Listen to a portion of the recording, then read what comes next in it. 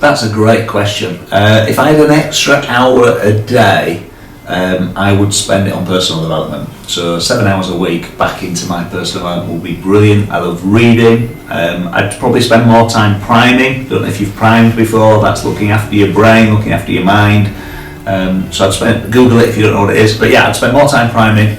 I'd spend more time reading, and I'd spend more time feeding my brain. Good stuff. I'd say my biggest role model in life has been probably Tony Robbins. In fact, Tony by a long way. I don't know if you've come across Tony. He has a massive amount of different programs on business, on life, health, energy, well-being, finance. So I love his programs. I've travelled all over the world doing his stuff. I've taken my kids to his stuff. My wife's been to his stuff. I take my team, 6 or 7 of my team go most years to his program. So Tony Robbins is massive for me. But really, alongside that, I'm a massive believer in what I call mastery. It's finding anybody that's really, really successful at something. So whether they're successful in sport, whether they're successful in business, they've got a great relationship, they're successful in any area of their life. I just love modelling those people, find out what they do, find out how they live, and just try and live how they live, learn from what you can from them and model them. So I'd say I have loads and loads of role models, but if you're asking me to pick one, which you are, I'd say Tony Robbins.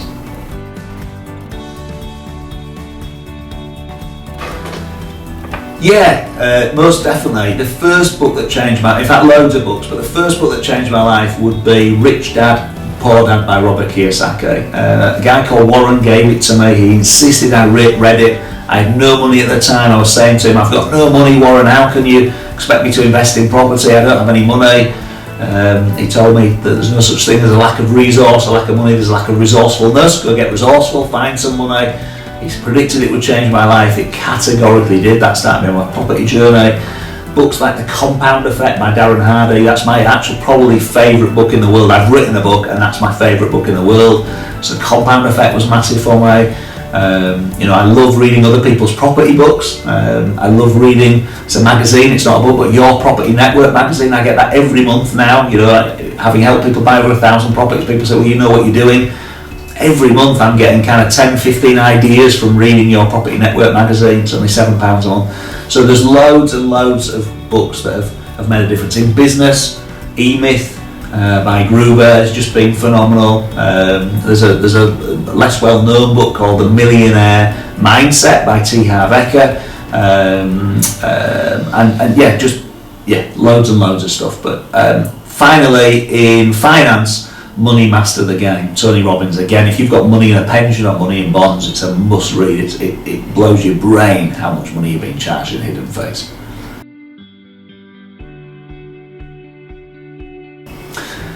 Yeah, my kids will have a lot of fun listening to me answer this. So I used to, until I was 21, be incredibly sporty. So at uni, every night of the week I was playing sport. On a weekend I'd play in a team game at 10 o'clock, I'd rush to another pitch and play at 12 and sometimes play again at 2. Used to play loads of football, used to play hockey. I was never brilliant at any of them, but I was always good enough to get in the team. So I enjoy my sports a lot, enjoyed cricket a lot, hockey, football as I said. These days it's my weakest area. It's the area, I love playing football, but having had 5 children, and working hard and being passionate about work, when I've got time off, really most of my time then goes into the kids and into the family, and spending time with my wife later as well. So my sport has really slipped down the list, and I still have the challenge of needing to find more time with it. Ironically, we're about to have a big house move, and on the back of that I'm going to have a couple of evenings each week where I'm not with the family and the kids. And this is embarrassing to say, but I've been invited to join in walking football, which I'm guaranteed by the end of that hour of walking football you're sweating like a pig, and actually it's really, really good for you and it's a lot of fun, and I love my football. So I might be answering this again in a year or two saying that I actually play walking football, which is quite embarrassing. But yeah, love my sports, I love watching sports. Again, I love successful people, so I love watching the masters of those. Any elite sport I'm just passionate about, and it is not uncommon for me to get emotional watching a game or something. Not emotional like a fan, but just emotional for that human being that they've just done an amazing thing and mastered their craft.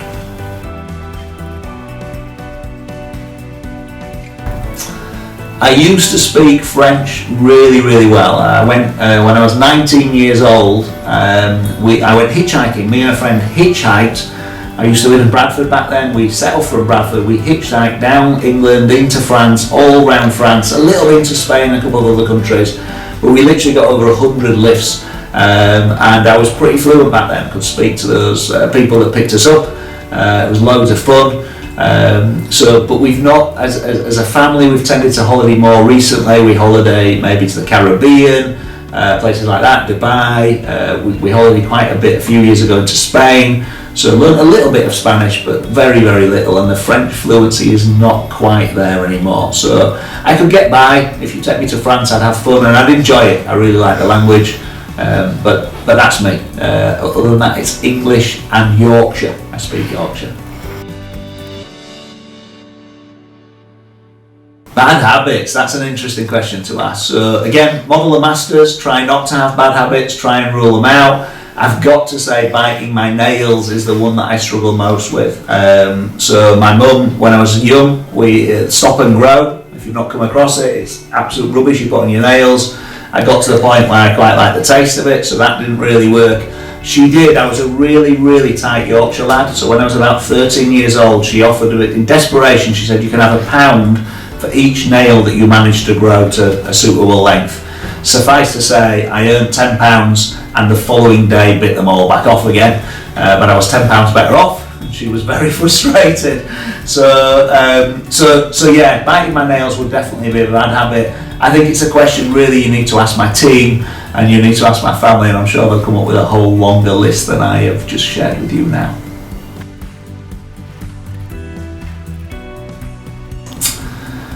It's a great question. I think for me personally, for myself, the three things I try and adhere to, the three things that I'm passionate about having in my life are love, making sure I'm showing love, making sure love's around me, courage, being courageous, being willing to step out, stretch your comfort zone, try new things, and passion. Being passionate about the things that you do. And again, some of the programs I've done on mindset, I spend for the last decade, I've spent over 20,000 a year on my training each and every year, year after year. And people say it's okay, you're doing that, you can afford to do that now. I did that before I could afford it. I did that, and I'm not telling you to do this, but I did that myself on credit cards. I just, whatever way I could to learn and develop. And some of those programs really help me work on mindset, but they also help me work on my values, my towards values and my away values, what was important to me. And love, courage and passion just come up again and again and again. So I think if I'm answering your question, if I get around people who show lots of love for human beings and other people, if they're passionate about whatever they're passionate about, they don't have to be passionate about the same stuff as me, but they're passionate, and they show courage, they're willing to go out there and try things out and fail and make mistakes and learn from them. They're the kind of values that I really value in friends. I value them in other human beings and anybody I bump into, really.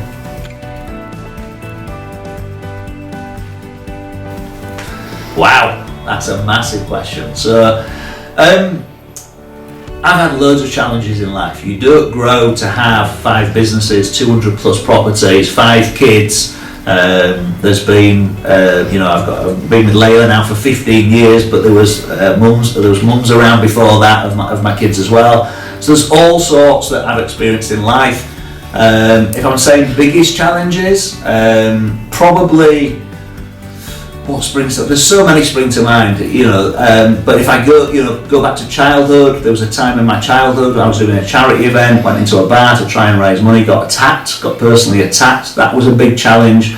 That affected me around people with alcohol for years and years, probably still does now. I'm 46 now.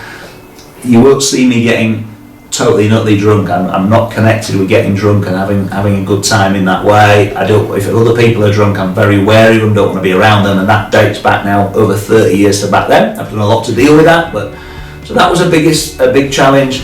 I've had so many in business. The credit crunch, 2007, 2008, I had a mortgage business, 18 members, a brilliant team working for me. Credit crunch hits, suddenly I've got 30 people that want a mortgage every month, the bank's out lending, we can only do 3 mortgages a month. So I went from needing 18 team to needing 3 team virtually overnight, and losing talented, brilliant people who really cared about my clients and wanted to do a great job, and having to let them go that was incredibly tough, and losing a lot of money at that time as well, because I wasn't quick to let them go, because I really didn't want to.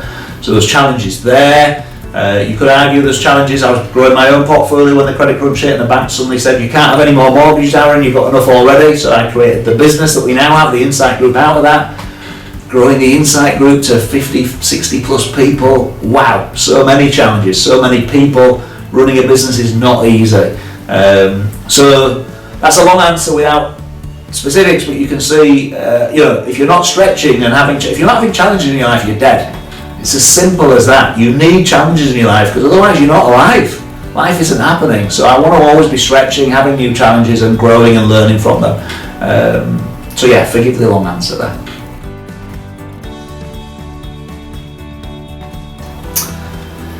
Yeah, love, passion and courage. They've been my 3 words. That's what I'm all about. I'm about being loving and caring for other people. I'm about being passionate about everything that I do. I'm passionate about, and the people around me I'm passionate about. I'm about being courageous and trying new things.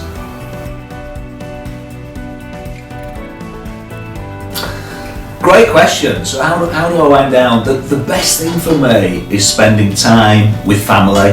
Love my wife Layla to pieces.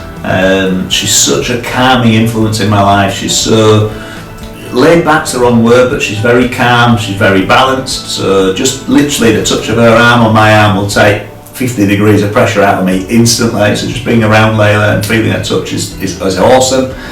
Spending time with my kids. I've got kids that range from, I've got 5 kids. The oldest is 26 now, unbelievable. Right down to Oscar, who's 3 at the time of recording this. Sophie's at 9, and then I've got Georgia and Josh at 16, 17 even, and 19. So spending time with my kids, and it's very different time. You can imagine with Oscar at 3, he's just fascinated by the world running around. It just takes the stress out straight away. It's crazy. Or going out and doing fun things with my older kids, going out for tea with them, just spending time hearing about their lives and hearing how things are. So it's probably a pretty stock answer, but family for me is massive. What I really find is if I set my day up with what I call my bookends, so the start of the day and the end of the day are set up properly, I'll have an awesome day. If I miss those, I don't have an awesome day. And again, success leaves clues. So start of my day having that priming routine where I just spend 15 minutes focused on being grateful. Well, out of those 15 minutes, maybe 5 minutes being grateful to the world, grateful for everything we have. Then I focus another 5 minutes just on breathing, my body, what a miracle it is that we just even live, that our hearts keep beating. And I spend another 5 minutes thinking of my goals and what I want to achieve that day. And if I do that, my day's set up really well. Whatever stress is coming at me, it's not really a problem. If I miss that, life can throw you about, can't it? And that ends up happening. So, and then at the end of the day, just having that chill time, having that wind down time, and making sure there's time for Layla at the end of all of that. So if we've had lots of fun with the kids, that there's time for me and Layla just to touch in, spend time together, is really cool. The other main thing for me is holidays. I work for my holidays, I love my holidays, and just having amazing time with family, with friends, and just being away. I love the sun on my back, I love being near the sea, although I don't go on the beach, but being near the sea, feeling the wind off the sea, that's me.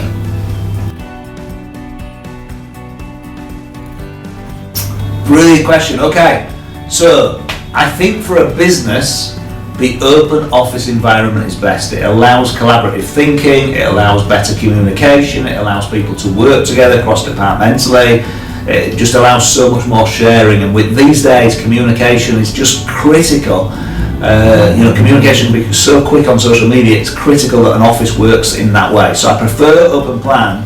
If you then ask me personally, selfishly, what I prefer, in my world, I'm a detail geek.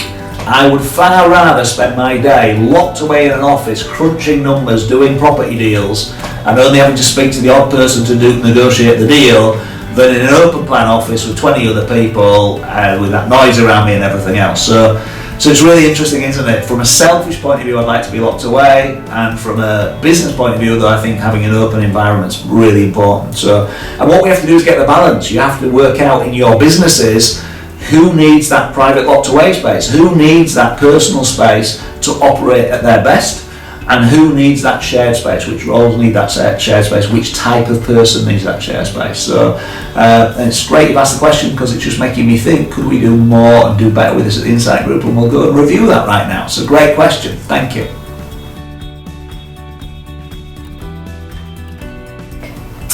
The best thing so far this week, you've picked a great week to ask me. So me and the family are just about to move to Manchester, which is a gigantic move. My teenage kids, my oldest child Adam, who's 26, live in Scarborough. I've lived here 22 years, but we're moving to a place called Wilmslow. It's actually not Manchester, it's Cheshire. It's about 12 miles out of Manchester, but we've always wanted to live closer to a bigger city, closer to the airport, so we can get away on those holidays more often, closer to a bigger city, because there's just far more going on. And the business is at a point with director and management team in place now that it will look after itself. I'll still be over here for the next few months, 4 days a week, then going down to 3 days a week, 2 days a week. The goal, 1 day a week. Within a year from now, it'll be 1 day a week. I'm physically in the business. It also allows us, from a business point of view, to do more events, because I don't want to be away from the family doing events, but I can do events kind of 9:30 till 5:30 in Manchester and be home for tea. So it means we can do more events and grow the education side of the business. So really excited about that. So coming back to your question specifically, we got our mortgage offer. It has been an unbelievable battle. We're buying our dream house. I always believe in stretching myself, so it was a stretch. We're doing it a year earlier than planned. I had to raise more money than planned, etc., etc. Dream house, it's going to be awesome, and we got the mortgage offer through this very week for that purchase. So that was a big celebration, and that was this week.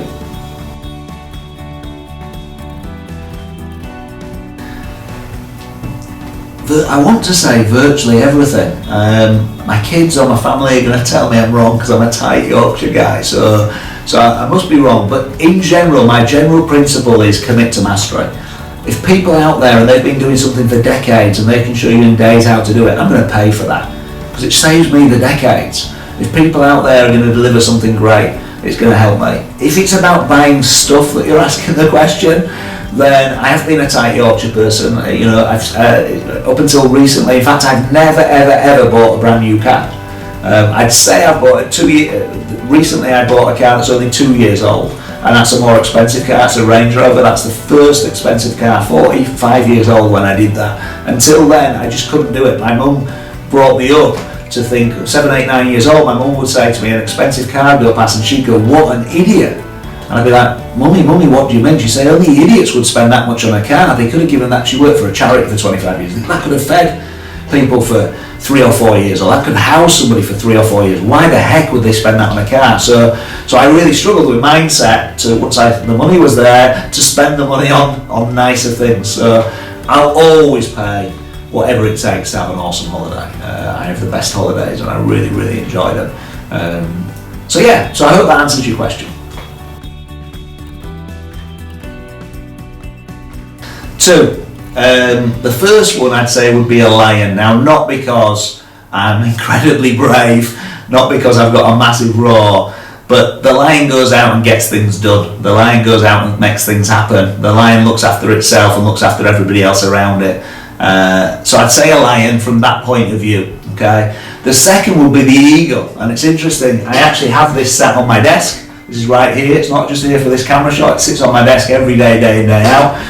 There's different types of people, and there's a guy called Rosenberg who has got a business called Taking Flight that teaches you about different types of people and how different types of people work. And the eagle obviously is kind of can see things from a distance, can dive in and be really focused, focuses on the detail. And I'm very much like an eagle from that point of view. So I can see the bigger picture, I can be floating up there in the sky, see the bigger picture, but when I land, I land, when I dive in, and we get stuck right into things and sort them out, and then I'll go back up again. So that's how I tend to run businesses, how I tend to run my life. And eagle's also pretty direct. So I'm quite direct. I'll say it as it is. I'll really push and challenge people around me to be the best version of them they can be. Mixture of the eagle and then different way of the lion. All of them. You have to manage your state, you have to manage your energy, and you have to bring it. It is as simple as that. We're on this planet for so many hours. We all have 24 hours a day. We all have 7 days a week. And it's up to you whether you bring energy all the time or not. And people who run out of energy, we all know if we stop putting rubbish in here, we'll have more energy to be able to put out to the world. So, am I perfect at it? No. But I can be incredibly productive morning, noon and night if I need to be. And I can do long days when I need to be. I can also chill for long days, day after day, when I need to. Fear stands for false expectation appearing real. So I would teach you and I would encourage you not to have any fears of anything.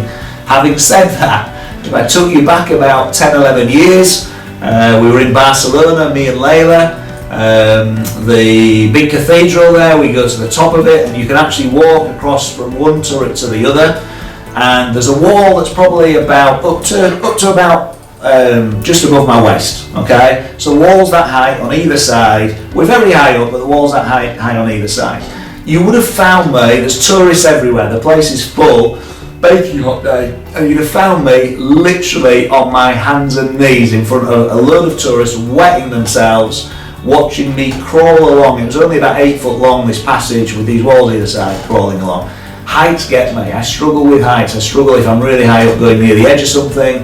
I've worked on it. Have I improved? Maybe just a little bit I've improved, but not a lot. So heights would be my biggest fear. People who are really, really drunk would be my second biggest. And then probably deep down the same fear that every single one of us have. So the fear that we're not enough, or the fear that we're not going to be loved because we're not enough. So we all have that. I have that. Every successful person has that. We just harness it to keep driving us forward. So I think we all have that as human beings. It just plays out in different ways, so that's always there. That leads to a fear of failure, etc., etc. But you just make sure you don't fail then, don't you? Or when you do fail, it's a learning experience. You learn from it and you move forward. It's not a failure. If I go on a 2-week holiday, 5 or 6, I had a week in Jamaica with Layla recently.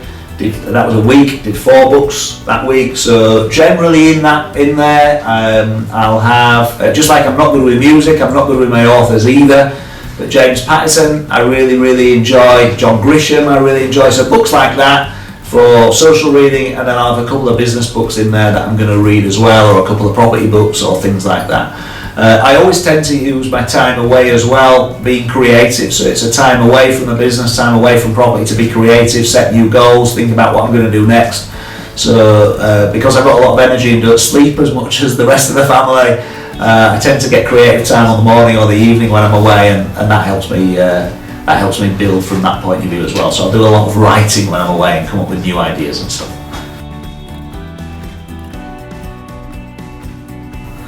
Favourite drink? So, for 20 years, so I'm the guy that went to uni, turned up at university, we go to the university bar, there's 10 of us there, all met for the first time. One of the lads is going to the bar, he says, what's everyone having? And there's 9 pints of beer, and I ask for a martini extra dry with lemonade, please. Okay? I didn't like the taste of alcohol. You may have heard the question that got asked earlier on, where I shared that I got attacked when I was younger, 13, 14, by someone who was drunk, so I didn't like getting really drunk, didn't like the taste of alcohol, so that was my drink.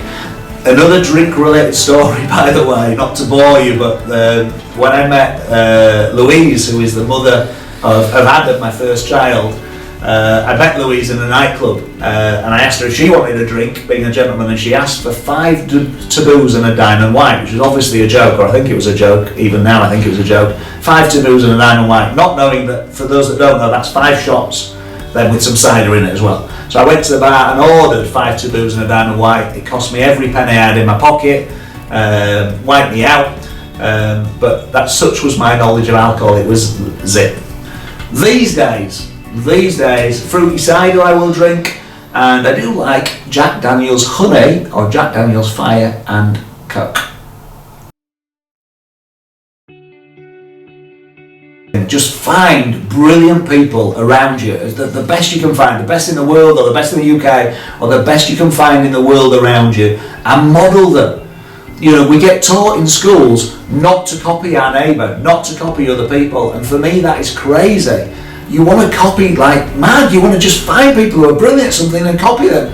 And if they've been learning that thing for 20 years, 30 years, 40 years, and you can get that knowledge out of their head in 2, 3 days, 4 days, 5 days, few weeks, if you're doing a job with them, just get it out of their head and just copy them as a start of a 10.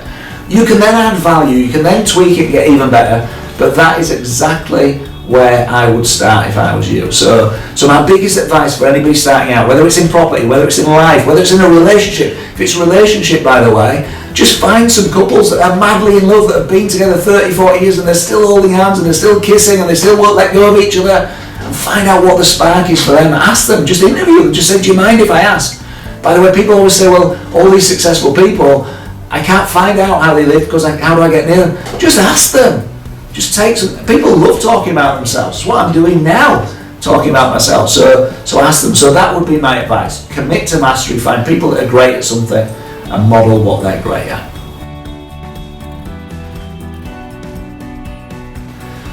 Wow, loads and loads. My favourite memories probably I'll start with Layla, my wife. So my favourite memories with Layla would be time spent on holiday, time spent on honeymoon, for example, the holidays we had in the early days together, just me and her spending quality time together, laid in a hammock, both reading books, with maybe sharing an earphone each, listening to the same music. She used to have this little pink iPod that we listened to.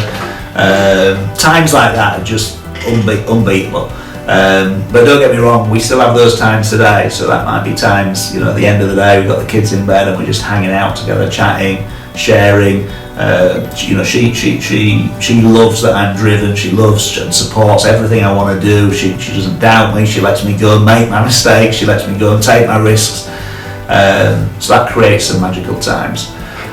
If I'm talking about times with kids, I adore it when I get to take them on courses with me, when I see them learning. I adore it when they're passionate about stuff. So with Adam and Josh, sporting times. I let them down. We always had a goal of playing 11-a-side football. So I'm 20, he's 19, so I'm 27 years older than Josh. But the idea was we'd get to play 11-a-side, all three of us in a team. I let them down with that. I got too unfit and wasn't able to do that. But we did play 6-a-side together and 5-a-side together. Stuff like that is brilliant. When they were younger, playing FIFA and crazy games on the Xbox was great fun with them. Being outside, kicking a football about. There's just absolutely so many. Just going out with the family together, sitting around talking, doesn't happen as often as I'd like it to, but it's just amazing again because they're so spread. Spending time with the younger ones. Sophie just loves learning, reading books with her, spending time with her learning, anything like that is ace. And being with Oscar, just doing stupid things, throwing him around, him throwing me around. Playing games, just getting games out and playing them with all my kids has been great. So I think I've gone a bit off topic, but I think you asked me some of my favourite times with my families. The other thing is, my mum used to arrange, we're not so good at it now, but we used to go every year. We now maybe go every couple of years and get the whole family together. So I've got 2 sisters and my mum. We don't live in the same town, so when we come together and we come together with our kids, that's really great family time spent together.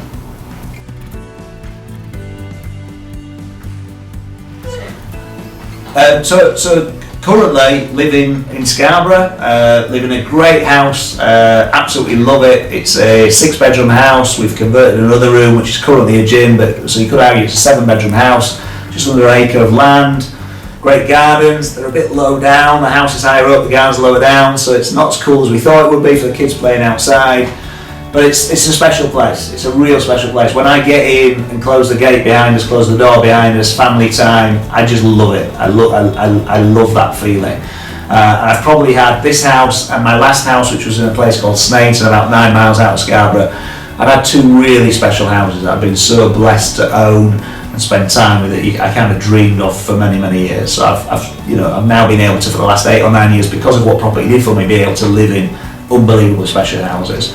We're just about to move to Manchester. You may have heard that on another question, but we're just about to move to Manchester to a spectacular house that's in Wilmslow, which is actually Cheshire, about 12 miles out of Manchester.